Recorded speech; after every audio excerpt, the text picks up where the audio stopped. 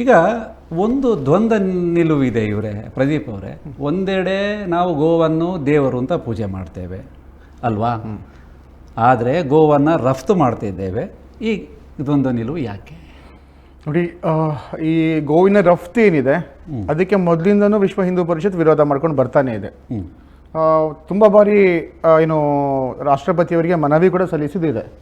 ಆದರೆ ಇವರು ನಮ್ಮ ನಿರ್ಮಲಾ ಸೀತಾರಾಮನ್ ಅವರು ಏನು ಹೇಳ್ತಾ ಇದ್ದಾರೆ ಅಂತ ಹೇಳಿದ್ರೆ, ನಾವು ಬೀಫ್ ಅಥವಾ ಗೋವಂಶ ಹತ್ಯೆ ಭಾರತದಲ್ಲಿ ಇಲ್ಲ, ಗೋವಂಶ ಹತ್ಯೆ ನಾವು ಮಾಡ್ತಾ ಇಲ್ಲ, ಆದರೆ ನಾವು ಎಕ್ಸ್ಪೋರ್ಟ್ ಮಾಡ್ತಾ ಇರೋದು ಖಾರ ಬೀಫ್ ಇಲ್ಲಿ ಅವರು ಅಷ್ಟು ಸ್ಪಷ್ಟವಾಗಿ ಹೇಳಿದ್ದಾರೆ. ಅದು ಒಂದು ಕಂಪನಿಯವರು ಎಕ್ಸ್ಪೋರ್ಟ್ ಮಾಡ್ತಾ ಇರೋದೇನು ಕೋಣ ಮತ್ತೆ ಏನದು ಇದನ್ನು ಹೇಳ್ತಾರೆ ಅದಕ್ಕೆ ಎಮ್ಮೆಯ ಮಾಂಸಗಳನ್ನು ಖಾರ ಬೀಫನ್ನು ರಫ್ತು ಮಾಡ್ತಾ ಇದ್ದೇವೆ ಅಂತ. ಈ ಕಂಪನಿ ಪ್ರಕಾರವಾಗಿ ಆಗಿದ್ರೂ ಕೂಡ ಸ್ಕಿನ್ ಔಟ್ ಮಾಡಿದಾಗ ನಮ್ಗೆ ಏನು ಡಿಫ್ರೆನ್ಶಿಯೇಟ್ ಮಾಡ್ಲಿಕ್ಕೆ ಆಗೋದಿಲ್ಲ. ಹಾಗಾಗಿ ನಾವು ಇದರ ಬಗ್ಗೆ ಕೂಡ ವಿರುದ್ಧವಾಗಿದ್ದೇವೆ. ಖಂಡಿತವಾಗಿ ದೇಶದಲ್ಲಿ ಗೋವನ್ನ ಗೋಮಾತೆ ಅಂತ ರಾಷ್ಟ್ರ ಮಾತೆ ಅಂತ ಘೋಷಣೆ ಮಾಡುವವರೆಗೆ ನಮ್ಮ ಹೋರಾಟ ನಿಲ್ಲಕ್ಕೆ ಸಾಧ್ಯನೇ ಇಲ್ಲ, ಮುಂದುವರಿತಾನೆ ಇರುತ್ತೆ. ಹಾಗಾಗಿ ಯಾವುದೇ ಸರ್ಕಾರ ಬರಲಿ ಸರ್ಕಾರ ಹೋಗ್ಲಿ, ಏನು ರಫ್ತಿನ ಬಗ್ಗೆ ನಮ್ದು ಖಂಡಿತವಾಗಿ ವಿರೋಧ ಇದೆ. ಅಲ್ಲ, ಈ ಗೋಹತ್ಯೆ ನಿಷೇಧದ ಬಗ್ಗೆ ಕಾನೂನು ಇದೆ, ಈ ಮೇ ತಿಂಗಳಲ್ಲಿ ಯಾಕೆ ನೀವೆಲ್ಲ ಈ ಹೋರಾಟ? ನಮ್ಗೆ ಗೊತ್ತಿದೆ, ಇತ್ತೀಚೆಗೆ ಒಂದು ಉರುಸ್ ಕಾರ್ಯಕ್ರಮದಲ್ಲಿ SDPI ಮುಖಂಡ ಒಬ್ರು ಹೇಳ್ತಾರೆ, ನಾವು ಬಕ್ರೀದ್ಗೆ ಕುರ್ಬಾನಿ ಮಾಡ್ತೇವೆ. ಕುರ್ಬಾನಿ ಮಾಡೋದು ಮಾತ್ರ ಅಲ್ಲ, ನಮ್ಮ ಹಕ್ಕು, ಆಹಾರದ ಹಕ್ಕು, ಅದನ್ನ ನಿಮ್ಮ ತಡಿಲಿಕ್ಕೆ ಬಂದರೆ ಸುಮ್ಮನೆ ಕೈ ಕಟ್ಟಿ ಕೂತ್ಕೊಳ್ಬೇಡಿ ಅಂತ. ಇದೊಂದು ಭಯಾನಕದ ರೀತಿಯಲ್ಲಿ ಒಂದು ಸಮುದಾಯವನ್ನ ಇನ್ನೊಂದು ಸಮುದಾಯದ ಮೇಲೆ ಪ್ರಚೋದನೆ ಮಾಡುವಂಥದ್ದು ಕೋಮುಗಲಭೆ ಮಾಡ್ತಾ ಇದ್ದಾರೆ. ಅಂದ್ರೆ ಸ್ಪಷ್ಟವಾಗಿ ಗೊತ್ತಾಗ್ತಾ ಇದೆ, ಕುರ್ಬಾನಿ ವಿಷಯದಲ್ಲಿ ಗೋವನ್ನ ಹತ್ಯೆ ಮಾಡತಕ್ಕಂಥದ್ದು ಇಡೀ ಕರ್ನಾಟಕ ರಾಜ್ಯದಲ್ಲಿ ಲಕ್ಷಾಂತರ ಗೋವುಗಳ ಹತ್ಯೆ ಆಗುತ್ತೆ. ಸರಿ, ಕರ್ನಾಟಕದಲ್ಲಿ ಜಾನುವಾರು ಪ್ರತಿಬಂಧ ಕಾಯ್ದೆ ಪ್ರಕಾರವಾಗಿ ಗೋವಂಶ ಹತ್ಯೆಗೆ ಅವಕಾಶ ಇಲ್ಲ. ಶಿಕ್ಷೆ ಇದೆ. ಅಂದ್ರೆ ಕಠಿಣ ಶಿಕ್ಷೆ ಇದೆ. ಕಠಿಣ ಶಿಕ್ಷೆ ಅಂತ ಹೇಳಿದ್ರೆ ಆ ಜಾಗವನ್ನ ಮುಟ್ಟುಗೋಲು ಹಾಕ್ಬಹುದು, 5 ವರ್ಷಗಳ ಶಿಕ್ಷೆ, 5 ಲಕ್ಷ ಏನು ದಂಡ ಕೂಡ ಇದೆ. ಹಾಗಾಗಿ ಇಷ್ಟು ಇದ್ರೂ ಕೂಡ ಏನು ಅವ್ರು ಹೇಳಿದ್ದಾರೆ, ನಮ್ಮ ಕೇರಿಗಳಲ್ಲಿ, ಮುಸಲ್ಮಾನರ ಕೇರಿಗಳಲ್ಲಿ ಮಸೀದಿ ಪಕ್ಕಕ್ಕೆ ಬಂದರೆ ಬಿಡಬೇಡಿ, ಸುಮ್ಮನೆ ಇರಬೇಡಿ, ಕೈ ಕಟ್ಟಿ ಕೂರಬೇಡಿ ಅಂತ. ಏನು ಕರ್ನಾಟಕದಲ್ಲಿ ಇವಾಗ ನಾವು ದಕ್ಷಿಣ ಕನ್ನಡ ಜಿಲ್ಲೆ ಶಾಂತಿ ಇದೆ, ತುಂಬಾ ಶಾಂತಿಯಿಂದ ಇದೆ. ಏನು ಪೊಲೀಸ್ ಇಲಾಖೆ ಅತ್ಯಂತ ಚೆನ್ನಾಗಿ ಕೆಲಸ ಮಾಡ್ತಾ ಇದ್ದಾರೆ. ಡ್ರಗ್ಸ್ ಇಲ್ಲ, 2 ನಂಬರ್ ದಂಧೆಗಳು ಎಲ್ಲವನ್ನ ಒಂದು ಮಟ್ಟ ಹಾಕಿದ್ದಾರೆ. ಸರಿ, ಆದರೆ ನೋಡಿ, ನಮ್ಮ ಮಂಗಳೂರಲ್ಲಿ ಎಷ್ಟು ಕಸಾಯಿಖಾನೆ ಇದೆ? ನಮ್ಮ ಇಡೀ ಕರ್ನಾಟಕದಲ್ಲಿ 2 ಕಸಾಯಿಖಾನೆ ಇರೋದು, ಒಂದು ಹುಬ್ಳಿಯಲ್ಲಿ, ಇನ್ನೊಂದು ಬಿಟ್ಟರೆ ಬೆಂಗಳೂರು. ಸರಿ, ಅದರಲ್ಲಿ ಕೂಡ 2 ಕೂಡ ಕಾನೂನು ಪ್ರಕಾರವಾಗಿಲ್ಲ. ಎಲ್ಲ ಕಡೆ ಏನು ಕಸಾಯಿಖಾನೆಗಳು ಬಂದಾಗಿದೆ. ಆದ್ರೆ 100 ಬೀಫ್ ಸ್ಟಾಲ್ಗಳು ಇಡೀ ರಾಜ್ಯದಲ್ಲಿ ಇದೆ. ಇದಕ್ಕೆಲ್ಲ ಎಲ್ಲಿಂದ ಮಾಂಸ ಬರ್ತಾ ಇದೆ? ನಾವು ಪ್ರಶ್ನೆ ಮಾಡ್ಬೇಕಲ್ಲ. ನಮ್ಮ ಕಾರ್ಯಕರ್ತರಿಗೆ ಗೋವಿನ ಗಾಡಿ ಬಂದಾಗ ಅದನ್ನು ತಡೆದು ನಿಲ್ಲಕ್ಕೆ ಅದನ್ನ ಮಾಹಿತಿಯನ್ನ ಪೊಲೀಸರಿಗೆ ಕೊಡ್ಲಿಕ್ಕೆ ಸಾಧ್ಯ ಆಗುತ್ತೆ. ಆದ್ರೆ ಪೊಲೀಸರಿಗೆ ಯಾಕೆ ಸಿಗ್ತಾ ಇಲ್ಲ? ಅಂದ್ರೆ ಪೊಲೀಸ್ನವರಿಗಿಂತ ನೀವು ತುಂಬಾ ಇಂಟೆಲಿಜೆಂಟ್ ಅಂತ ಆಯ್ತಲ್ಲ, ಆದ್ರೆ ನೀವು ಇಲ್ಲ, ಅವರು ಇನ್ನಷ್ಟು ನಾನು ಚೆನ್ನಾಗಿ ಕೆಲಸ ಮಾಡ್ತಾ ಇದ್ದಾರೆ, ಅದೆರಡು ಮಾತಿಲ್ಲ. ಪೊಲೀಸ್ ಇಲಾಖೆಯನ್ನ ಈ ಭಾಗದಲ್ಲಿ ತಮ್ಮ ಜೀವದ ಅಂಕ ತೊರೆದು ಕೂಡ ಇನ್ನು ಗಾಡಿಗಳನ್ನ ಹಿಡಿದದ್ದು ಇದೆ. ಆದ್ರೆ ಇನ್ನಷ್ಟು ಕೆಲಸಗಳಾಗಬೇಕಿದೆ. ಸರಿ, ಅವರಿಂದ ಎಕ್ಸ್ಪೆಕ್ಟೇಷನ್. ಪ್ರಶ್ನೆ ಏನಂದ್ರೆ, ನೀವು ಹೇಳಿದ್ರಿ ಇಂಥ ಸಮಸ್ಯೆಗಳಿದೆ ಅಂತ, ಕಾನೂನನ್ನು ಕೈಗೆತ್ತಿಕೊಳ್ಳುವಂತದ್ದು ಯಾಕೆ? ನೀವು ನೋಡಿ, ನಾವು ಗೋವನ್ನ ತಾಯಿ ಅಂತ ಮಾತ್ರ ಅಲ್ಲ, ಅದನ್ನ ದೇವರು ಅಂತ ಪೂಜೆ ಮಾಡ್ತೇವೆ. ಸರಿ, ಗೋವಿಗೆ ನಾವು ಒಂದು ಯಾವ ರೀತಿ ನೋಡಿ, ಎಷ್ಟು ದಿನಗಳ ಹೋರಾಟ ಯಾಕೆ ಅಂತ ಕೇಳಿದ್ರೆ, ಅದು ನನ್ನ ತಾಯಿ, ಅದು ನನ್ನ ದೇವರು, ಅದು ನಡೆದಾಡುವ ದೇವರು ಅಂತ ಹೇಳ್ತೇವೆ. ನಮ್ಮ ಎಲ್ಲ ಪೂಜೆ ಪುನಸ್ಕಾರಗಳಿಗೆ ಗೋವಿಲ್ಲದೆ ಹಿಂದೂಗಳು ಬದುಕಲಿಕ್ಕೆ ಸಾಧ್ಯನೇ ಇಲ್ಲ. ದೈವಾರಾಧನೆಯಲ್ಲಿ ಕೂಡ ಗೋವಿಗೆ ಮಹತ್ತರವಾದ ಸ್ಥಾನ ಇದೆ. ಗೋವಿಗೆ ದೈವ ಕೇಳುದು ಒಂದು ಕೂಡ ಕೊಂಚಿಕೊಂಡ ಪೇರು ಅಂತ. ಹಾಗಾಗಿ ಆ ಭಾವನೆ ಏನಿದೆ ಅಲ್ವಾ, ಆ ಗೋವನ್ನು ಅಮಾನುಷವಾಗಿ ಕಟ್ತಾರೆ. ಅದು ಆ ಗೋವನ್ನು ನರಳುವ ಸ್ಥಿತಿಯನ್ನು ನೋಡ್ಲಿಕ್ಕೆ ಯಾರಿಗೆ ಸಾಧ್ಯ ಇಲ್ಲ, ಸಾಮಾನ್ಯ ಮನುಷ್ಯನಿಗೆ ನೋಡ್ಲಿಕ್ಕೆ ಸಾಧ್ಯ ಇಲ್ಲ ಹಿಂದೂಗಳಿಗೆ. ಆ ರೀತಿಯ ಅದನ್ನ ಕರ್ಕೊಂಡು ಬರುವಾಗ ಆ ಮನುಷ್ಯನ ಏನು ನಿಲ್ಲಿಸಿದಂಕಂತ ಯಾರು ಸಾರ್ವಜನಿಕರಿದ್ದಾರೆ, ಅವ್ರಿಗೆ ಆಕ್ರೋಶ ಹಾಗೆ ಆಗುತ್ತೆ. ಹೌದು, ಖಂಡಿತವಾಗಿ. ಈಗ ಪ್ರಶ್ನೆ ಏನು ಹುಟ್ಟುತ್ತೆ ಅಂದ್ರೆ, ಗೋ ಹತ್ಯೆ ಬಗ್ಗೆ ನೀವು ನಿಮ್ಮ ಕಾಳಜಿಯನ್ನು ನಾವು ಒಪ್ಪಿಕೊಳ್ತೇವೆ, ಆದರೆ ಗೋವನ್ನ ರಕ್ಷಣೆ ಮಾಡಲಿಕ್ಕೆ ನೀವು ಏನೇನು ವ್ಯವಸ್ಥೆಗಳನ್ನು ಮಾಡಿ? ಖಂಡಿತವಾಗಿ ಕೂಡ ಗೋ ಸಂರಕ್ಷಣೆಗೋಸ್ಕರವಾಗಿ ವಿಶ್ವ ಹಿಂದೂ ಪರಿಷತ್ನ ಅಲ್ಲಲ್ಲಿ ಗೋಶಾಲೆಗಳಿದೆ. ಉದಾಹರಣೆಗೆ ದಕ್ಷಿಣ ಕನ್ನಡ ಜಿಲ್ಲೆಯ ಪಜೀರ್ನಲ್ಲಿ, ಬಂಟ್ವಾಳದ ಪಜೀರ್ನಲ್ಲಿ ವಿಶ್ವ ಹಿಂದೂ ಪರಿಷತ್ನ ಗೋಶಾಲೆ ಇದೆ. ಅಲ್ಲಿ 400ಕ್ಕಿಂತ ಹೆಚ್ಚು ಗೋಗಳನ್ನ ಪಾಲನೆ ಮಾಡ್ತಾ ಇದ್ದಾರೆ. ಸೊ ಅಲ್ಲಿ ತಂದ ಇನ್ನು ನೋಡಿ, ಎಷ್ಟು ಪೊಲೀಸರು ಗೋಗಳನ್ನು ಹಿಡಿತಾರೆ ಅಂತ ಹೇಳಿದಾಗ ಅದನ್ನ ಗೋಶಾಲೆಗೇ ಕಲಿಸ್ತಾ ಇದ್ದಾರೆ. ಅದನ್ನ ಏನು ಅಷ್ಟು ಪ್ರೀತಿಯಿಂದ ಎಷ್ಟು ನಮ್ಮ ಕಾರ್ಯಕರ್ತರು ಪ್ರತಿ ವರ್ಷ ಅದಕ್ಕೆ ಗೋವಿಗಾಗಿ ಮೇವು ಅಂತ ಮನೆ ಮನೆಗೆ ಹೋಗಿ, ಹಿಂದೂಗಳ ಮನೆಗೆ ಹೋಗಿ ಗೋಗ್ರಾಸೆಗೋಸ್ಕರ ಭಿಕ್ಷೆ ಬೇಡಿ ಅದನ್ನ ಸಾಕುವಂತ ಕೆಲಸ ಮಾಡ್ತಾ ಇದ್ದಾರೆ. ಬರೀ ಗೋ ರಕ್ಷಣೆಯನ್ನು ಮಾತ್ರ ಅಲ್ಲ, ಮನೆ ಮನೆಗೆ ದೇವಸ್ಥಾನದ ಹತ್ರ ನೋಡಿ, ದೀಪಾವಳಿಯಿಂದ ದೀಪಾವಳಿಯಿಂದ ಮೊದಲುಗೊಂಡು ಗೋಪಾಷ್ಟಮಿಯವರೆಗೆ ಸರಿ. ಆ ಅಷ್ಟು ದಿನಗಳನ್ನ ಗೋವಿಗೋಸ್ಕರ ಅವರು ಡಬ್ಬಿಗಳನ್ನ ಹಿಡಿದು ಮನೆ ಮನೆಗೆ ಹೋಗ್ತಾರೆ, ದೇವಸ್ಥಾನಗಳಲ್ಲಿ ನಿಲ್ತಾರೆ, ಗೋವಿಗೋಸ್ಕರ ಭಿಕ್ಷೆ ಕೊಡಿ ಅಂತ. ಗೋಗಾಸ ನಿಧಿಯನ್ನು ಒಟ್ಟು ಮಾಡಿ ಆ ಒಟ್ಟಿನಿಂದ ಸಾಧಾರಣ ಒಂದು ಅರ್ಧ ವರ್ಷ ಅದರಿಂದ ನಡೆಯುತ್ತಿದೆ ಗೋಶಾಲೆ. ಅಲ್ಲದೆ ಇಲ್ಲಿ ಏನು ಹಸಿರು ಹುಲ್ಲುಗಳನ್ನ ಒಟ್ಟು ಮಾಡಿ ಕಾರ್ಯಕರ್ತರು ತಗೊಂಡು ಹೋಗುವಂತ ಕೆಲಸವನ್ನು ಮಾಡಿದ್ದಾರೆ. ಬರೀ ಗೋವಿನ ರಕ್ಷಣೆ ಮಾತ್ರ, ಸಂರಕ್ಷಣೆ ಕೂಡ ಕಾರ್ಯಕರ್ತರು ಮಾಡ್ತಾ ಇದ್ದಾರೆ. ನೀವು ಹೇಳಿದ ಗೋ ರಕ್ಷಣೆ ಮಾತ್ರವಲ್ಲ, ಸಂರಕ್ಷಣೆ ಸಹ ಮಾಡ್ತಾ ಹೌದು ಹೌದು, ಒಳ್ಳೆ ವಿಚಾರ. ಆದ್ರೆ ಇದನ್ನು ಸರ್ಕಾರ ಮಾಡಿದ್ರೆ ಒಳ್ಳೇದಲ್ವಾ? ಖಂಡಿತ. ನೋಡಿ, ಸರ್ಕಾರ ಯಾವ ರೀತಿ ಎಕ್ಸ್ಪೆಕ್ಟ್ ಮಾಡಬಹುದು ನಮ್ಮ ಕಾಂಗ್ರೆಸ್ ಸರ್ಕಾರದಿಂದ? ಮ್ಯಾನಿಫೆಸ್ಟೋಲಿ ಏನು ಹಾಕಿದ್ರು ಅಂತ ಹೇಳಿದ್ರೆ, ನಾವೇನಾದ್ರೂ ಸರ್ಕಾರ ಅಧಿಕಾರಕ್ಕೆ ಬಂದ ತಕ್ಷಣ ಏನು ಗೋಹತ್ಯೆ ನಿಷೇಧ ಕಾಯ್ದೆನೆ ತೆಗೆದಾಕ್ತೇವೆ. ಮ್ಯಾನಿಫೆಸ್ಟೋಲಿ ಇದೆ, ನಮ್ಮ ಹೇಳಿದಲ್ಲ, ಸರಿ, ಮತಾಂತರ ನಿಷೇಧ ಕಾಯ್ದೆನ ತೆಗೆದಾಕ್ತೇವೆ ಅಂತ ಹೇಳಿ. ಹಾಗಾದ್ರೆ ಸರ್ಕಾರ ಯಾವ ಸರ್ಕಾರ ನಾವು ಎಕ್ಸ್ಪೆಕ್ಟ್ ಮಾಡ್ಲಿಕ್ಕೆ ಸಾಧ್ಯ ಆಗುತ್ತೆ? ಅಲ್ಲ, ಹಿಂದೆ ಬಿಜೆಪಿ ಇದ್ದಾಗಲೂ ನೀವು ಒತ್ತಡ ಹಾಕಬಹುದಿತ್ತಲ್ಲ. ಅಲ್ಲ, ಬಿಜೆಪಿ ಒತ್ತಡ ಇದ್ದಾಗ ಪ್ರತಿಬಂಧಕ ಕಾಯ್ದೆ 2020 ಬಂತು, ಜಾನುವಾರು ನಿಷೇಧ ಪ್ರತಿಬಂಧಕ ಕಾಯ್ದೆ 2020 ಪ್ರಬಲವಾಗಿ ಬಂತು. ಎಷ್ಟು ಪ್ರಬಲ ಇದೆ ಅಂತ ಕೇಳಿದ್ರೆ, ಇವಾಗ ಗೋಹಂತಕರಿಗೆ, ಗೋಸಾಗಾಟ ಮಾಡುವವರಿಗೆ ಇದೊಂದು ಕಂಟಕ ಆಗಿದೆ. ಇತ್ತೀಚೆಗೆ ಅದನ್ನು ಮುಸ್ಲಿಂ ಸಮಾವೇಶದಲ್ಲಿ ಹೇಳ್ತಾರೆ, ಏನದು ಅದನ್ನು ತೆಗೆದುಹಾಕಬೇಕು ಅಂತ. ನೋಡಿ, ನಾನು ಇದನ್ನ ಗೋಹತ್ಯೆ ಅಥವಾ ಗೋವನ್ನು ಸಾಗಿಸುವ ಮಾಫಿಯಾವನ್ನ ಒಂದು ಕಮ್ಯುನಲ್ಗೆ ನಾವು ಹೋಲಿಸ್ತಾ ಇಲ್ಲ. ಸರಿ, ಒಂದು ಸಮುದಾಯದವರು ಪರ್ಟಿಕ್ಯುಲರ್ ಆಗಿ ಅವರು ಹೆಚ್ಚಾಗಿದ್ದಾರೆ ಇರ್ಬೋದು, ಆದರೆ ಇದರಲ್ಲಿ ಕೆಲ ಹಿಂದೂಗಳು ಕೂಡ ಇದ್ದಾರೆ. ಅದನ್ನು ಅವರು ನಾನು ಕಮ್ಯುನಲ್ಗೋಸ್ಕರ ಮಾಡ್ತಾ ಇದ್ದೀವಿ ಅನ್ನತಕ್ಕಂಥ ಭಾವನೆಯನ್ನ ಬಿಟ್ಟು, ನೋಡಿ, ಬಹುಸಂಖ್ಯಾತರ ಭಾವನೆಗೆ ಬೆಲೆ ಕೊಡುವಂತದ್ದು ಇದು ಸೌಹಾರ್ದತೆ. ಬಹುಸಂಖ್ಯಾತರ ಭಾವನೆಗೆ ಅವರು ಬೆಲೆ ಕೊಡಬೇಕು, ಇದು ಸೌಹಾರ್ದತೆ ನಮಗೆ ಬೇಕಾಗಿರೋದು. ನೋಡಿ, ಶರಣ್ ಪಂಪೇಲ್ ಅವರು ಒಂದು ಪತ್ರಿಕಾಗೋಷ್ಠಿಯಲ್ಲಿ ಸ್ಪಷ್ಟವಾಗಿ ಹೇಳಿದ್ದಾರೆ, ನೀವು ಇಫ್ತಾರ್ ಕೂಟಕ್ಕೆ ಹಿಂದೂಗಳನ್ನ ಕರೆದ್ರು ಸಮೋಸ ಜ್ಯೂಸ್ ಕೊಟ್ಟರೆ ಆಗ್ಲಿಕ್ಕಿಲ್ಲ. ನಾವು ದೇವರ ರೀತಿಯಲ್ಲಿ ಪೂಜೆ ಮಾಡ್ತೇವೆ ಗೋವುಗಳನ್ನ. ಸರಿ, ಗೋವುಗಳು ನಮ್ಮ ಏನು ಅಸ್ಮಿತೆ, ಈ ಭಾರತದ ಅಸ್ಮಿತೆ. ಗೋವಿಲ್ಲದೆ ಭಾರತವನ್ನು ಕಲ್ಪನೆ ಮಾಡ್ಲಿಕ್ಕೆ ಸಾಧ್ಯ ಇಲ್ಲ. ಅಂತಹ ಭಾರತದ ಬಹುಸಂಖ್ಯಾತರ ಭಾವನೆಗೆ ಬೆಲೆ ಕೊಟ್ಟಾಗ ಎಲ್ಲರೂ ಹೇಳಿ, ನಾವು ಗೋವನ್ನ ಕದ್ದು ತಂದ ಗೋವುಗಳನ್ನ ನಾವು ಬಕ್ರೀದ್ಗೆ ಅದನ್ನ ವಧೆ ಮಾಡುವುದಿಲ್ಲ ಅಥವಾ ಅದನ್ನ ಕುರ್ಬಾನಿ ಕೊಡುವುದಿಲ್ಲ, ಸರಿ, ಈ ರೀತಿ ಹೇಳಿದಾಗ ಏನು ಅಂತಹ ಭಾವನೆಗಳು ಯಾವ ರೀತಿ ಬರುತ್ತೆ? ಸೌಹಾರ್ದದ ಭಾವನೆ ಈ ರೀತಿ ಬರಬೇಕು ಅಂತ. ಯಾಕೆ ಈ ರೀತಿಯಲ್ಲಿ ಅವರು ಚಿಂತನೆಗಳನ್ನ ಮಾಡಬಾರದು? ನೀವು ಹೇಳುವುದು ಅವರಿಗೆ ಯಾವ ರೀತಿ ಚಿಂತನೆ ಮಾಡಬೇಕು? ಯಾಕೆ ನೋಡಿ, ಇವಾಗ ಎಷ್ಟು ಗೋವುಗಳನ್ನ ಅಮಾಂಶವಾಗಿ ತರ್ತಾರಲ್ವಾ, ತರುವಂತಹ ಗೋವುಗಳಲ್ಲಿ ಎಷ್ಟೋ ಗೋವುಗಳು ಅಲ್ಲೇ ಸತ್ತು ಹೋಗಿರ್ತದೆ. ನೋಡಿ, ನಾವು ಎಷ್ಟು ಗೋವುಗಳನ್ನು ಹಿಡಿದಾಗ ಪೊಲೀಸ್ ಠಾಣೆಯಲ್ಲಿ ಎಷ್ಟೋ ಗೋವುಗಳು ಕಳ್ಳತನದ ಪ್ರಕರಣಗಳು ಕೂಡ ಹೊರಗೆ ಬಂದಿದೆ. ನೋಡಿ, ಇತ್ತೀಚೆಗೆ ಒಂದು ನಮ್ಮ ಜೋಕಟ್ಟೆ ಪ್ರಕರಣ ಆಯ್ತು. ಆ ಜೋಕಟ್ಟೆಗೆ ಗೋವನ್ನ ಅವರೊಂದು ಗೋಶಾಲೆ ಇದೆ, ಏನು ಅವ್ರು ಚಿಕ್ಕ ಗೋಶಾಲೆ ಅವರು ನಡೆಸ್ತಾ ಇದ್ದಾರೆ. ಅದರ ಪೊದೆಗಳಲ್ಲಿ ನೋಡಿದಾಗ ಅಲ್ಲಲ್ಲಿ ಗೋವಿನ ತ್ಯಾಜ್ಯಗಳು ಕಂಡು ಬರ್ತಾ ಇದೆ. ಅಲ್ಲಿ ಅಷ್ಟು 100 AC ಬೀಫ್ ಸ್ಟಾಲ್ ಕೂಡ ಇದೆ ಅಂತ ಅಲ್ಲಿ. ಹಾಗಾದ್ರೆ ತಿನ್ನುವವರಿಗೆ ಇದು ಹರಾಮ್ ಅಲ್ವಾ? ಅವರಿಗೆ ಅವರ ಪ್ರಕಾರ ನಾವು ಕೇಳುವಂತಹದ್ದು, ಈಗ ಗೋ ಕಳ್ಳತನ ಮಾಡ್ತಾರೆ ಅಂತ ಹೇಳ್ತಾರಲ್ಲ, ಅದು ಹಣಕ್ಕಾಗಿ ಅಥವಾ ಬೇರೆ ಮಾಂಸ? ಇಲ್ಲ, ಖಂಡಿತವಾಗಿ ಕೂಡ ಅವರು ಇಷ್ಟು ನಡೆಸ್ತಾ ಇರೋದು ಇದು ದೊಡ್ಡ ದಂಧೆ, ಮಾಫಿಯಾ ಇದೆ, ಖಂಡಿತ ಮಾಫಿಯಾ. ಇದರ ವಿರುದ್ಧ ಖಂಡಿತವಾಗಿ ಕೂಡ ಮುಸ್ಲಿಂ ಸಮಾಜ ನಿಲ್ಬೇಕಾಗ್ತದೆ. ಯಾಕಂತ ಹೇಳಿದ್ರೆ ಅವ್ರಿಗೆ ದೊಡ್ಡ ಅಪವಾದ ಇದೆ ಇದರ ಮೇಲೆ. ಆ ಅಪವಾದವನ್ನು ಹೊರಗೆ ಬರ್ಬೇಕಾದ್ರೆ ಅವರು ಕೂಡ ಇದರಿಂದ ಬರಲೇಬೇಕು. ಖಂಡಿತ.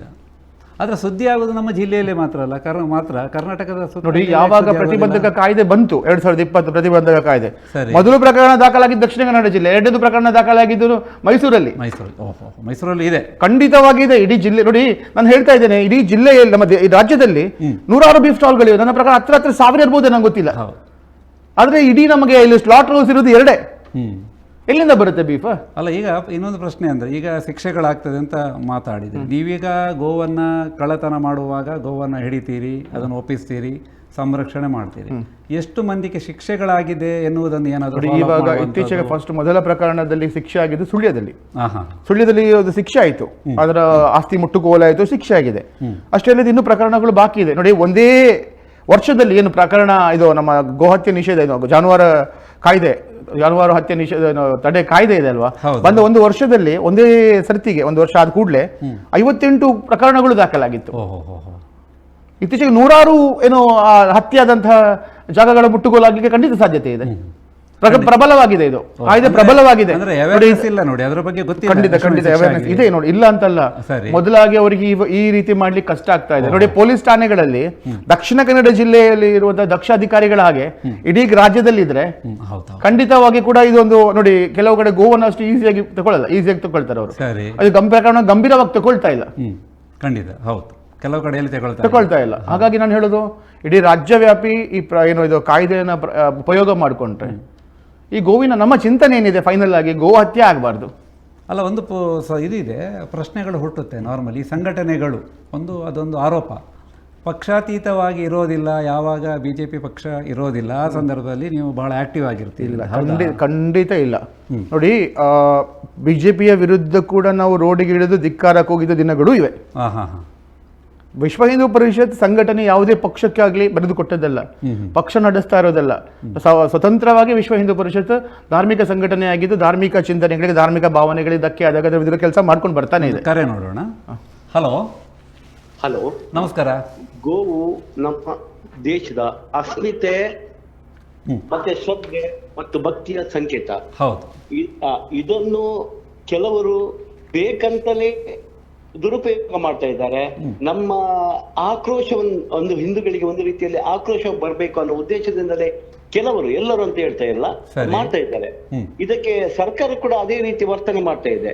ನೋಡಿ, ಇಂದಿರಾ ಗಾಂಧಿ ಪೀರಿಯಡ್ ಅಲ್ಲಿ ಏನಾಯ್ತಂದ್ರೆ ಆ ಸಾಧು ಸಜ್ಜನರ ಮೇಲೆ ಗುಂಡಿಕ್ಕಿ ಹತ್ಯೆ ಮಾಡುವಂತ ಪ್ರಯತ್ನ ಕೂಡ ಆಯ್ತು. ಗೋಪಾಷ್ಟಮಿ ದಿನವೇ ವಿಚಾರವಾಗಿ ಸಂಸತ್ತಿಗೆ ಮುತ್ತಿಗೆ ಹಾಕುವಂತ ಕಾರ್ಯಕ್ರಮ ಕೂಡ ಆಯ್ತು. ಅವತ್ತಿಂದ ಇವತ್ತುವರೆಗೂ ನಮ್ಮ ಗೋವಿನ ಶಾಪ ಯಾವತ್ತೂ ನಿಲ್ಲಿಲ್ಲ. ಅವರು ತೀರಿಗೆ ಹೋದದ್ದು ನೀವು ಯಾವತ್ತಾದ್ರೂ ಅವರ ಹಿಸ್ಟ್ರಿ ನೋಡಿದಿರಾ? ಶ್ರೀಮತಿ ಇಂದಿರಾ ಗಾಂಧಿ ಅವರಾಗ್ಲಿ, ರಾಜೀವ್ ಗಾಂಧಿ ಅವರಾಗ್ಲಿ, ಸಂಜಯ್ ಗಾಂಧಿ ಅವರಾಗ್ಲಿ, ಅವರ ಹಿಸ್ಟ್ರಿ, ತೀರಿ ಹೋದ ಹಿಸ್ಟ್ರಿ ನೋಡಿ. ಅದು ಯಾವಾಗ ಅಂದ್ರೆ ಗೋವಿಗೆ ಸಂಬಂಧಿಸಿದ ತಿಥಿ ಇರುವಾಗಲೇ ಗೋಪಾಷ್ಟಮಿಯ ದಿನ ಹೋಗಿದ್ದಾರೆ. ಇವತ್ತು ಪಶ್ಚಿಮ ಬಂಗಾಳದಲ್ಲಿ ಏನಾಯ್ತು, ಗೋವುಗಳನ್ನು ಈಗ ಬಾಂಗ್ಲಾದ ಗಡಿ ದಾಟಿಸಿಕೊಂಡು ಹೋಗ್ತಾ ಇದ್ದಾರೆ. ಇವತ್ತು ಇನ್ನೂ ಆಗಲ್ಲ, ಏನು ಅದೇ ಶಾಪವಾಗಿ ಪರಿಣಮಿಸಿತು. ಈಗ ನಾನು ಸರ್ಕಾರಕ್ಕೂ ಅಷ್ಟೇ ಹೇಳುದು, ಗೋವು ಯಾವತ್ತು ಶಾಪವಾಗಿ ಅವರಿಗೆ ಗೋಹತ್ಯೆ ಮಾಡಿದ ಯಾರು ಮಾಡಿದ್ದಾರೆ ನೋಡಿ, ಅವರಿಗೆ ಶಾಪವಾಗಿ ಪರಿಣಮಿಸಿದೆ. ಈಗ ಕೇಂದ್ರ ಸರ್ಕಾರವೂ ಅಷ್ಟೇ. ಈಗ ನಾವು ಕೇಂದ್ರ ಸರ್ಕಾರವನ್ನು ನಾವು ಇವರು ಹೊಗಳುದಲ್ಲ, ಈ ಕೇಂದ್ರ ಸರ್ಕಾರ ಕೂಡ ಗೋಹತ್ಯೆ ನಿಷೇಧವನ್ನು ಕಠಿಣವಾಗಿ ಜಾರಿಗೆ ಮಾಡಬೇಕು. ಮತ್ತೆ ಇಲ್ಲಿಂದ ಬೀಫ್ ರಫ್ತು ಮಾಡುವುದನ್ನು ಕಂಪ್ಲೀಟ್ ನಿಷೇಧ ಮಾಡಬೇಕು. ಅದಕ್ಕೆ ಸಂಬಂಧಿಸಿದ ಎಷ್ಟೋ ಬೆಣ್ಣೆ, ತುಪ್ಪ ಇವೆಲ್ಲ ಇದೆ ಅಲ್ಲ, ಅದರ ಸಾಗಾಣಿಕೆ ಜಾಸ್ತಿ ಮಾಡ್ಲಿ. ಇನ್ನೊಂದು ನಾನು ಹೇಳ್ತೇನೆ, ಈಗಿನ ವಿಚಾರದಲ್ಲಿ ನೀವು ಮಾತಾಡ್ಬೇಕಾದ್ರೆ ನೋಡಿ, ಸೆಗಣಿಯಿಂದ ಬೆರಣಿ ಮಾಡಬಹುದು, ಗ್ಯಾಸ್ ಮಾಡಬಹುದು, ಗ್ಯಾಸ್ ಉತ್ಪಾದನೆ ಮಾಡಬಹುದು. ಈಗ ಗ್ಯಾಸಿನ ಸಮಸ್ಯೆ ಉಂಟು ನೋಡಿ. ಇದನ್ನು ಪ್ರತಿಯೊಂದು ಮನೆಯಲ್ಲಿ 2 ಹಸು ಸಾಕಿದ್ರೆ ನಿಮ್ಗೆ ಹಾಲಿಗೂ ಈ ಕಡೆ ಗ್ಯಾಸಿನ ಸಮಸ್ಯೆ ಕೂಡ ಬಗೆಹರಿಸುತ್ತದೆ. ಅಷ್ಟು ಒಂದು ಪವಿತ್ರವಾದ ಗೋವಿನ ಬಗ್ಗೆ ನಾವು ಯಾವತ್ತೂ ಅದರ ಬಗ್ಗೆ ಬಿಟ್ಕೊಡುವಾಗಿಲ್ಲ. ಅದು ಎಲ್ಲರಿಗೂ ಸಂಬಂಧಿಸಿದ, ಅದು ಗೋವು ಅಂದ್ರೆ ಅದು ರಾಷ್ಟ್ರೀಯ ಸಂಪತ್ತು. ಆ ಬಗ್ಗೆ ಆ ವಿಚಾರವಾಗಿ ಯಾವುದೇ ರೀತಿಯಲ್ಲಿ ನಾವು ಕಾಂಪ್ರಮೈಸ್ ನಮ್ಮ ಈಗಿನ ಕೇಂದ್ರ ಸರ್ಕಾರವಾದಷ್ಟೇ ಅದರ ಬಗ್ಗೆ ಕೂಡ ಕಾಂಪ್ರಮೈಸ್ ಇಲ್ಲೂ ಇಲ್ಲ. ಗೋಹತ್ಯೆ ನಿಷೇಧ ಕಾನೂನು ಆಗ್ಲೇಬೇಕು. ಇಲ್ಲಿ ಗೋವಿಗೆ ಪ್ರಾಮುಖ್ಯತೆ ಕೊಡ್ಲೇಬೇಕು. ಮತ್ತೆ ಯಾವುದೇ ರೀತಿಯಲ್ಲಿ ಗೋಹತ್ಯೆ ಯಾರು ಮಾಡ್ತಾರೆ ಅವರಿಗೆ ಅವರ ಆಸ್ತಿಯನ್ನು ಮುಟ್ಟುಗೋಲು ಮಾಡುವಂತದ್ದು ಮತ್ತು ಜೀವಾವಧಿ ಶಿಕ್ಷೆ ಕೊಡುವಂತದ್ದು ಕಾನೂನು ಕೂಡ ತರಲೇಬೇಕು ಅಂತ ನನ್ನೊಂದು ಅಭಿಪ್ರಾಯ. ಧನ್ಯವಾದಗಳು, ಕರೆ ಮಾಡಿದ್ದಕ್ಕಾಗಿ ಧನ್ಯವಾದಗಳು. ಬಹಳಷ್ಟು ವಿಚಾರಗಳನ್ನು ಹೇಳಿದರು. ಅವರ ಆ ವಿಚಾರಗಳನ್ನು ಅವರು ಹೇಳಿದರು, ಗೋವಿನಿಂದ ಏನೆಲ್ಲ ಲಾಭಗಳಿದೆ, ಆ ರೀತಿ ಏನಾದ್ರು ಪ್ರಚಾರ ಮಾಡಲಿಕ್ಕೆ ನೀವು ಹೋಗ್ತೀರಾ ಅಥವಾ ಬರೀ ಹೋರಾಟಗಳು? ಇಲ್ಲ. ನೋಡಿ, ಗೋವಿನ ಬಗ್ಗೆ ಗೋವಿಜ್ಞಾನ, ವಿಧಿವಿಜ್ಞಾನ ಅಂತ ಇದೆ, ಅದು ಒಂದು ವಿಭಾಗನೇ ಕೆಲಸ ಮಾಡ್ತಾ ಇದೆ. ಸರಿ. ಒಂದು ಇಡೀ ದೇಶ ಇನ್ನು ಇಲ್ಲಿ ಸ್ವಲ್ಪ ಇನ್ನೂ ಸ್ಪ್ರೆಡ್ ಆಗಿಲ್ಲ. ಇನ್ನು ಉತ್ತರ ಭಾರತಗಳಲ್ಲೆಲ್ಲ ಅದಕ್ಕೇನು ಕ್ಯಾನ್ಸರ್ಗೆ ಕಾರಕ ಏನೋ ಔಷಧಿಗಳನ್ನಾಗಿರ್ಲಿ, ಗೋವಿನ ನೋಡಿ ಇಲ್ಲಿ ಕೂಡ ತುಂಬಾ ಇದೆ. ನಮ್ಮ ಗೋಶಾಲೆಯಲ್ಲಿ ಗೋವಿನ ಅರಡೆ ಚೂರ್ಣ ಇದೆ. ಆಮೇಲೆ ಗೋವಿದು ಏನಾಗ್ತದೆ, ಗೋಮೂತ್ರದ ಏನಾದ್ರದ್ದು ಪ್ರಾಡಕ್ಟ್ ಇದೆ. ತುಂಬಾ ಪ್ರಾಡಕ್ಟ್ಗಳಿದೆ. ಅದರ ಪ್ರಚಾರ ಅಷ್ಟೇ ಇಲ್ಲ ಅನ್ಸುತ್ತೆ. ಇದು ಇಲ್ಲ, ಸ್ವದೇಶಿ ಇಲ್ಲ. ಅಲ್ಲಿ ನೋಡಿ, ನಮ್ಮ ಗೋಹತ್ಯೆ ಸಂದರ್ಭದಲ್ಲಿ ಹಿಡಿದಿರುವಷ್ಟು ಪ್ರಚಾರಗಳು ಅದೇ ಹೇಳೋದು ನಾವು. ಈ ರೀತಿಯ ಹೋರಾಟದ ಪ್ರಚಾರಗಳು ಬೇಗ ಸಿಗ್ತದೆ. ಹೌದು. ಅಂದ್ರೆ ನಮ್ದು ಗೋಶಾಲೆದು ಗೋಮಂಡಲ ಅಂತ ಒಂದು ಶಾರದಾ ವಿದ್ಯಾಲಯದ ಒಂದು ಆಫೀಸ್ ಇದೆ. ಗೋವಿಗೆ ಸಂಬಂಧಪಟ್ಟಂತೆ ನೋಡಿ, ಗೋವಿದ ಬೆಳಿಗ್ಗೆ ಮಾಹಿತಿ 12 ವರ್ಷದ ಕಳೆದಂತಹ ಏನೋ ಹೋರಿಗಳನ್ನು ಬೆಳಿಗ್ಗೆ ಎದ್ದಾಗ ಅದು ಅವುಗಳನ್ನ ಮೂತ್ರವನ್ನ ತಾಮ್ರದ ನಳಿಕೆಯಲ್ಲಿ ಹಾಕಿ ಅದನ್ನ ಶುದ್ಧೀಕರಿಸಿ ಅದನ್ನ ಗೋಮೂತ್ರದ ಪಾಟ್ಲಿಗಳು ಸಿಗ್ತದೆ. ಅದು ಕ್ಯಾನ್ಸರ್ನ ವಿರುದ್ಧ ಹೋರಾಟ ಮಾಡ್ಲಿಕ್ಕೆ ಅದು ಉಪಯೋಗ ಆಗ್ತದೆ. ಎಷ್ಟೋ ಜನರು ಅದನ್ನ. ಆಮೇಲೆ ಕಾಲತೈಲ ಅಂತ, ಸರಿ, ಅದು ಕೂಡ ಇದೆ. ತುಂಬಾ ಪ್ರಾಡಕ್ಟ್ಗಳಿದೆ. ಪಂಚಗವ್ಯ ಸೋಪ್ ಇದೆ. ಅಲ್ಲ, ಯಾವ್ದಾದ್ರು ಸಮ್ಮೇಳನ ಆದಾಗ ಒಂದು ಬದಿಯಲ್ಲಿ ಒಂದು ಕೌಂಟರ್ ಆಗಿ ನಿಂತಿರ್ತಾರೆ ಅಷ್ಟೇ. ಮತ್ತೆ ಪ್ರಚಾರಗಳಿಲ್ಲ. ನಿಮ್ಮ ಹೋರಾಟದ ಜೊತೆಗೆ ನಮಗೆ ಫಾಸ್ಟ್ ಆಗಿ ಸಿಗುವಂತಹ ಏನೋ ರಿಸಲ್ಟ್ ಕೊಡುವಂತಹ ಪ್ರಾಡಕ್ಟ್ ಗಳು ಬೇಕು. ಹೌದು.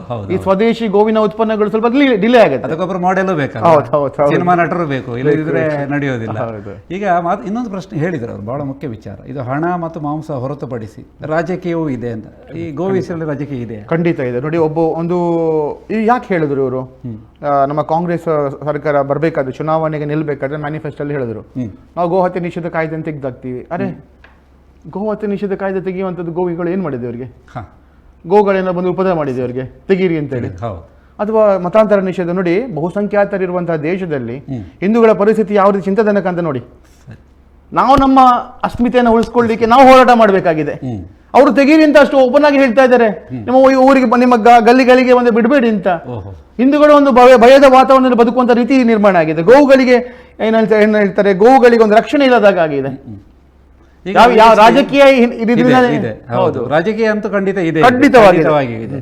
ಈಗ VHP ಅನ್ನು ವಿಶ್ವ ಹಿಂದೂ ಪರಿಷತ್ ಅಂತ ಹೇಳ್ತೀರಾ, ನಮಗೆ ಕೆಲವು ಗೊಂದಲಗಳು ಈ ಹಿಂದೆ 30-40 ವರ್ಷಗಳ ಹಿಂದೆ VHPಯ ಅದು ಧೋರಣೆಗಳು ಬೇರೆ ಇತ್ತು.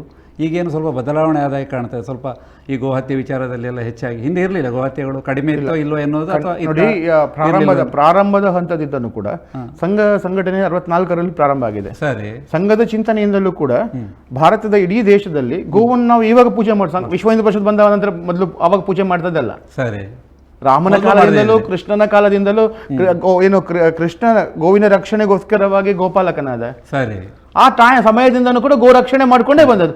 ಚಿಕ್ಕ ಕರುವಿಗೋಸ್ಕರ ನೀರಿಗೆ ಹಾರಿ ಗೋವನ್ನು ರಕ್ಷಣೆ ಮಾಡಿದ ಕೃಷ್ಣ ನಮಗೆ ಆದರ್ಶ ಆಗ್ತಾರೆ. ಅಲ್ಲ, ಹಿಂದೂ ಸಂಘಟನೆಗಳು ಗೋವಿನ ವಿಷಯಕ್ಕೆ ಬಂದಾಗ ಹೆಚ್ಚು ಪ್ರಮುಖ ಕಾಣ್ತದೆ. ಆದ್ರೆ VHP ಏನೆಲ್ಲ ಕೆಲಸ ಮಾಡ್ತಿದೆ ಪ್ರೆಸೆಂಟ್, ಅದು ಹೊರತುಪಡಿಸಿ ಗೋಹತ್ಯೆಯನ್ನು ಬಿಟ್ಟು ಗೋಶಾಲೆಗಳನ್ನ ವಿಧಿವಿಜ್ಞಾನ ಕೇಂದ್ರಗಳನ್ನು ನಡೆಸ್ತಾ ಇದೆ. ಎಷ್ಟು ಬೇಕಾದಷ್ಟು ಇಡೀ ನಮ್ಮ ದೇಶವ್ಯಾಪಿ ಗೋವಿನ ಬಗ್ಗೆ ಅದಕ್ಕೊಂದು ಗೋರಕ್ಷಾ ವಿಭಾಗ ಅಂತ ಇದೆ. ಸರಿ, ವಿಶ್ವ ಹಿಂದೂ ಪರಿಷತ್ನ ಆಯಾಮಗಳಲ್ಲಿ ಗೋರಕ್ಷಾ ವಿಭಾಗದಲ್ಲಿ ನಿರಂತರ ಬೇರೆ ಬೇರೆ ಆಯಾಮಗಳಲ್ಲಿ ಕೆಲಸ ಆಗ್ತಾ ಉಂಟು. ಗೋವಿನ ಬಗ್ಗೆ ತಿಳುವಳಿಕೆ ಅಥವಾ ಗೋವಿನ ಬಗ್ಗೆ ಏನೋ ಜಾಗೃತಿ ಮೂಡಿಸುವಂತ ಕೆಲಸಗಳು. ಅದು ನಮ್ಮ ನೋಡಿ, ಗೋಹತ್ಯೆಗೆ ಇಲ್ಲಿ ಅನಿವಾರ್ಯ ಆಗಿದೆ. ಹೌದೌದು, ಹೋರಾಟ ಎನ್ನುವುದು ಈಗ ಅನಿವಾರ್ಯನೇ ಆಗಿದೆ. ನೋಡಿ, ನಮ್ಮ ಕಾರ್ಯಕರ್ತರು ರಾತ್ರಿ ನಿಂತು ಯಾವ ಗಾಡಿ ಹೋಗ್ತದೆ, ಯಾವ ರೀತಿ ಬರ್ತದೆ, ಅದನ್ನ ಪೊಲೀಸರಿಗೆ ಇನ್ಫಾರ್ಮೇಶನ್ ಕೊಟ್ಟು ಕಾನೂನು ರೀತಿಯಲ್ಲಿ ಹೋರಾಟ ಮಾಡಿ ಅದನ್ನ ಗೋವುಗಳನ್ನು ಉಳಿಸ್ತಾರೆ. ಅಲ್ಲ, ಖರ್ಚೆಲ್ಲ ಯಾರು ನೋಡ್ಕೊಳ್ತಾರೆ? ಇಷ್ಟೆಲ್ಲ ಖರ್ಚೆಲ್ಲ ಇದೆಯಲ್ಲ, ಅಷ್ಟು ಸಮಾಜದಿಂದ ನೋಡಿ, ಗೋಶಾಲೆಗಳಿವೆ, ಅಥವಾ ನಮ್ಮದು ಅಷ್ಟು ನಮ್ದು ಟ್ರಸ್ಟ್ಗಳಿದೆ. ಸರಿ, ಸಮಾಜದಿಂದ ಬಂದದನ್ನ ಸಮಾಜಕ್ಕೆ ಉಪಯೋಗ ಮಾಡುವಂತ ಕೆಲಸವನ್ನು ವಿಶ್ವ ಹಿಂದೂ ಪರಿಷತ್ ಮಾಡ್ತಾ ಇದೆ. ಅದೇ BJPಯ ಏನು ಮಾತಾಡುತ್ತೆ ಅದೇ ರೀತಿ VHP ವರ್ತನೆ ಮಾಡ್ತದೆ ಎನ್ನುವಂಥದ್ದು ಹಾಗೇನಾದ್ರೂ ಇದೆ? ಖಂಡಿತ ಇಲ್ಲ. ನಮಗೂ ನೋಡಿ, ನಾನು ಹೇಳಿದ್ದೇನೆ, ಯಾವುದೋ ದೇವಸ್ಥಾನ, ಮೈಸೂರಲ್ಲಿ ದೇವಸ್ಥಾನದ ವಿಷಯ ಬಂದಾಗ BJPಯ ವಿರುದ್ಧವಾಗಿ ನಾವು ಬೇದಿಗಳು ಹೋರಾಟ ಮಾಡಿದ್ದೇವೆ. ನಾವು ಯಾವುದೇ ಪಕ್ಷದ ಕೈಗೊಂಬೆದ ಪಕ್ಷದ ಅಡಿಯಲು ಖಂಡಿತ ಇಲ್ಲ. ಒಂದ್ಸತಿ ನೋಡಿ, ಒಂದು ವೇಳೆ BJP ಕೂಡ ವಿರುದ್ಧವಾಗಿದ್ರೆ, ಹಿಂದುತ್ವಕ್ಕೆ ವಿರುದ್ಧವಾಗಿದ್ರೆ, ಖಂಡಿತವಾಗಿ ಅದರ ಪರವಾಗಿ ಅಥವಾ ವಿರುದ್ಧವಾಗಿ ಕೆಲಸ ಮಾಡುವಂತ ಕೆಲಸ ನಾವು ಮಾಡ್ತೇವೆ. ಪರವಾಗಿ ಖಂಡಿತ ನಿಲ್ಲುವುದಿಲ್ಲ. ವಿರುದ್ಧವಾಗಿ ಕೆಲಸವನ್ನು ಮಾಡಿದ್ದೇವೆ, ಮುಂದೆನೂ ಕೂಡ ಮಾಡ್ತೇವೆ. ಇಲ್ಲಿ ಸಂಘಟನೆಗಳು ಎಷ್ಟು ಬಲಿಷ್ಠ ಆಗಿದೆ ನಮ್ಮ ಕರ್ನಾಟಕದಲ್ಲಿ ಅಥವಾ ದಕ್ಷಿಣ ಕನ್ನಡದಲ್ಲಿ ಮಾತ್ರ? ಇಡೀ ನಮ್ಮ ರಾಜ್ಯದಲ್ಲಿ ಒಟ್ಟು ನಮ್ಮ ಜಿಲ್ಲೆಗಳನ್ನ ನಮ್ಮ ವಿಶ್ವ ಹಿಂದೂ ಪರಿಷತ್ 37 ಜಿಲ್ಲೆಯಿಂದ ಡಿವೈಡ್ ಮಾಡಿದ್ದಾರೆ. ಸರಿ, ಎಲ್ಲಾ ಜಿಲ್ಲೆಗಳಲ್ಲಿ ನಮ್ಮ ತಾಲೂಕು ಕೇಂದ್ರಗಳಲ್ಲಿ ಕೂಡ ನಿರಂತರವಾಗಿ ಕೆಲಸಗಳಾಗ್ತಾ ಇದೆ. ಸರಿ, ಸುದೃಢ ಪ್ರತಿ ವರ್ಷದ ಸಂಘಟನೆ, ನಮ್ಮ ಸಂಘಟನೆಯ ಶಾಖೆ ವ್ಯಾಪ್ತಿಗಳು, ನಮ್ಮ ಸಂಘಟನೆಯ ವ್ಯಾಪ್ತಿಗಳು ನಿರಂತರವಾಗಿ ದೊಡ್ಡದಾಗ್ತಾ ಇದೆ, ಸಂಘಟನೆ ಬೆಳೀತಾ ಇದೆ. ಅಂದ್ರೆ ಈ ನಿಮ್ಮ ನಾಯಕರುಗಳು ಇರ್ತಾರೆ, ಅಲ್ಲಲ್ಲಿ ಸಂಘಟಕರು ನಾಯಕರು ಇರ್ತಾರೆ, ಇಂಥ ಹೋರಾಟ ಮಾಡುವಾಗ ಜೀವ ಭಯ ಇರೋದಿಲ್ವಾ? ಅಂದ್ರೆ ಜೀವ ಭಯ ಅಂತ ನಮ್ಗೆ ಯಾವ ರೀತಿ ಯಾವುದು ಅನಿಸಿಲ್ಲ. ಥ್ರೆಟ್ ಅಂತದ್ದು ಏನಾದ್ರು ಬಂದಾಗ ಕೂಡ ಬರ್ತಾ ಇದೆ. ಅದರ ಬಗ್ಗೆ ನಮಗೆ ಜೀವದ ಭಯ ಅಂತ ಅನಿಸ್ತಾ ಇಲ್ಲ. ಭಯ ಅಂತ ಅನಿಸೋದಿಲ್ಲ. ದೇವರ ಕೆಲಸ ಮಾಡ್ತಾ ಇದ್ದೇವೆ, ಖಂಡಿತವಾಗಿ ದೇವರ ಕೆಲಸ ಮಾಡ್ತಾ ಇದ್ದೇವೆ. ನಮಗೆ ಧರ್ಮದ ಬಗ್ಗೆ ನಂಬಿಕೆ ಇದೆ. ಧರ್ಮೋ ರಕ್ಷಿತ ಅನ್ನತಕ್ಕಂಥ ದೇವಯಾಕದೊಂದಿಗೆ ಕೆಲಸ ಮಾಡ್ತಾ ಇದ್ದೇವೆ. ಈಗ ಬದಲಾವಣೆ ಯುಗ ನೋಡಿ, ಬಹಳಷ್ಟು ಬದಲಾವಣೆಗಳಾಗಿದೆ. ಈಗ ಧರ್ಮದ ವಿಚಾರಕ್ಕಿಂತ ಅಭಿವೃದ್ಧಿ ಬಹಳ ಮುಖ್ಯ ಅಂತ ಹೇಳ್ತಾರೆ. ಹೀಗಿರುವಾಗ ನಿಮ್ಮ ಮುಂದಿನ ಹೆಜ್ಜೆಗಳೇನು? ನಿಮ್ಮ ಸಂಘಟನೆ ಏನು ಹೆಜ್ಜೆಗಳನ್ನು ಇಡ್ತದೆ? ಈಗ ಸುದ್ದಿ ಆಗೋದು ಗೋಹತ್ಯೆ ನಿಷೇಧ ಸಂದರ್ಭದಲ್ಲಿ ಒಂದಷ್ಟು ಸುದ್ದಿ ಆಗ್ತಿದೆ. ಬೇರೆ ಏನು ನಿಮ್ಮ ಹೆಜ್ಜೆಗಳು? ಯಾವ ರೀತಿ ದೇಶಕ್ಕೆ ನಿಮ್ಮ ಕೊಡುಗೆಯನ್ನು? ಅಭಿವೃದ್ಧಿಯ ವಿರೋಧಿಗಳು ನಾವು ಖಂಡಿತ ಅಲ್ಲ. ಅಭಿವೃದ್ಧಿ ವಿರೋಧ ಇಲ್ಲ, ಖಂಡಿತ ಇಲ್ಲ. ಅಭಿವೃದ್ಧಿಯ ಜೊತೆಗೆ ನಮ್ಮ ಧರ್ಮವನ್ನು ಉಳಿಸ್ಕೊಂಡು ಹೋಗುವಂತ ಕೆಲಸವನ್ನ ಮಾಡ್ತಾ ಇದ್ದೇವೆ. ಇತರ ಧರ್ಮದ ವಿರೋಧಿಗಳಲ್ಲ ನಾವು, ಯಾವುದೇ ಮತಗಳ ವಿರೋಧಿಗಳು ಅಲ್ಲ. ಸರಿ, ಯಾವುದೇ ಮತದ ವಿರೋಧಿಗಳಲ್ಲ ನಾವು. ವಿರೋಧಿಗಳು ಧರ್ಮಾಂತರಣಕ್ಕೆ ವಿರೋಧ, ಮತಾಂತರಕ್ಕೆ ವಿರೋಧ, ಗೋಹತ್ಯೆಗೆ ವಿರೋಧ, ಭಯೋತ್ಪಾದನೆಗೆ ವಿರೋಧ, ಲವ್ ಜಿಹಾದ್ಗೆ ವಿರೋಧ ಮಾಡ್ತೇವೆ. ಖಂಡಿತವಾಗಿ ವಿರೋಧ ಮಾಡ್ತೇವೆ. ಯಾವುದೇ ಸಮುದಾಯವನ್ನು ಗುರಿಯಾಗಿ ಇಟ್ಕೊಂಡು ನಾವು ಖಂಡಿತವಾಗಿ ಕೆಲಸ ಮಾಡೋದಿಲ್ಲ. ಸರಿ. ಈಗ ಗೋಹತ್ಯೆ ವಿಚಾರ ಬಂದ ಹಾಗೆ ನಿಮ್ಮ ಸಂಘಟನೆ ಬಂದ ಮೇಲೆ ಇತ್ತೀಚೆಗೆ ತುಂಬ ಕಡಿಮೆ ಆಗಿದೆ. ಒಂದು ಈ ಅನುಕ್ರಮಣಿಕೆ ನೋಡಿಕೊಂಡ್ರೆ ಪರ್ಸೆಂಟೇಜ್ ಅಂತ ನೋಡ್ತೇವೆ. ಹಿಂದೆ ಜಾಸ್ತಿ ಇತ್ತು, ಈಗ ಕಮ್ಮಿ ಆಗಿದೆ. ಹಾಗೆ ಕಡಿಮೆ ಆಗಿದೆ ಅಥವಾ ಮುಂದುವರಿಬಹುದಾ ಅಥವಾ ಝೀರೋ ಆಗ್ಬಹುದಾ? ಏನು ನಿಮ್ಮ ಗೋವಿನ ಹೌದು ಗೋಹತ್ಯೆ ನೋಡಿ, ನಾನು ಹೇಳೋದು ಗೋಹತ್ಯೆ ಸಂಪೂರ್ಣವಾಗಿ ನಿಲ್ಲಲಿಕ್ಕೆ ಖಂಡಿತ ಸಾಧ್ಯ ಇದೆ. ಯಾಕೆ ಅಂತ ಕೇಳಿದ್ರೆ ಪ್ರತಿಯೊಬ್ಬ ಹಿಂದೂಗಳು ಜಾಗೃತಿ ಆಗಬೇಕು. ಸರಿ, ತಮ್ಮ ಊರಿನಲ್ಲಿ ಎಲ್ಲಿ ಗೋವುಗಳಿದೆ ಅದನ್ನು ನೋಡ್ಕೋಬೇಕು. ಕಟ್ಟಿ ಹಾಕಿದ ಗೋವುಗಳನ್ನ ಅದೆಲ್ಲಾದ್ರೂ ನೋಡಿ, ಇವಾಗ ಉದಾಹರಣೆಗೆ ನಾಳಿದ್ದು ಇವಾಗ ಬಕ್ರೀದ್ ಬರ್ತಾ ಇದೆ, ಕುರ್ಬಾನಿಗೋಸ್ಕರ ಕಟ್ಟಿ ಹಾಕಿರ್ತಾರೆ.